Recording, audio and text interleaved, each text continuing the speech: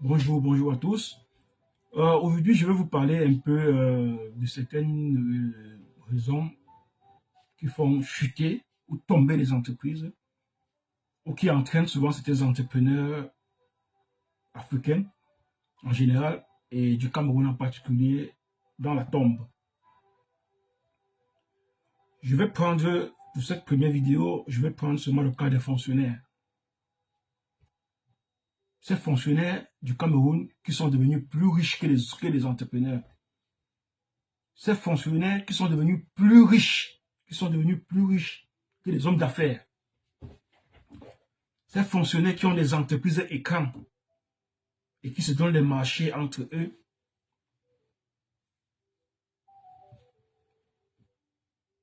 Ces fonctionnaires qui ne savent pas où est-ce que nous avons pris l'argent pour venir investir au Cameroun. Et qui passent le temps à bloquer nos dossiers. Ça débute même au niveau de la création d'entreprise. Vous venez déposer un dossier pour créer l'entreprise. On ne respecte jamais les délais de traitement. On ne respecte pas les délais de traitement. Vous attendez, dès que vous avez réussi à avoir les papiers et à avoir peut-être l'entrepôt ou le bureau physique, d'autres problèmes commencent.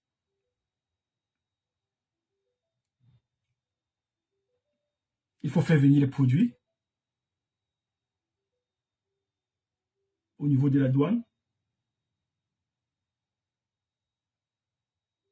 On vous bloque les produits, on vous parle du contrôle sanitaire, ceci. Rien n'est jamais clair.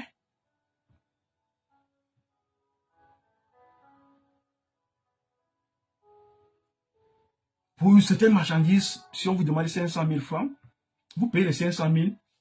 Le jour que vous recevez la quittance de la douane, vous constatez que c'est écrit 50 000, 80 000 sur la quittance.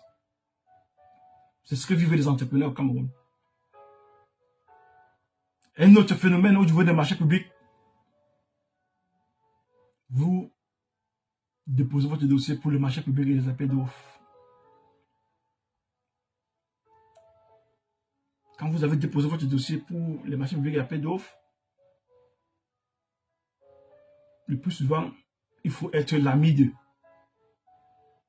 Il faut connaître celui-là. Il faut être de la famille d'eux.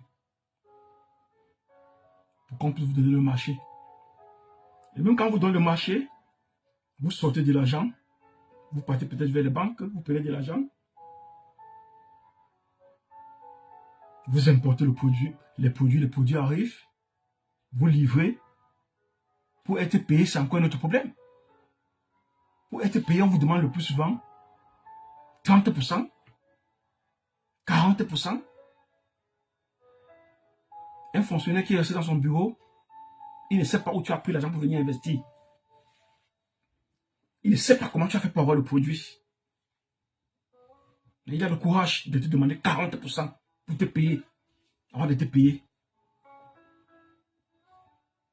C'est ça le Cameroun. C'est ça le Cameroun. Et le plus souvent, avec ces retards, les banques, si tu as pris de l'argent à la banque pour investir, la banque ne connaît pas cela. La banque, les intérêts ne font qu'augmenter. Après, tu te rends compte que pour le marché, tu n'as eu aucun bénéfice. Tu as plutôt perdu de l'argent. D'où la chute de plusieurs entreprises. C'est ça le Cameroun. C'est ça le Cameroun. Donc, toi, avant de venir investir dans ce pays-là, il faut vraiment apprendre les côtes. Il faut bien te préparer psychologiquement. Surtout toi qui es de la diaspora, avant de rentrer au Cameroun et investir, il faut beaucoup réfléchir. Il faut beaucoup réfléchir. Merci et bonne journée.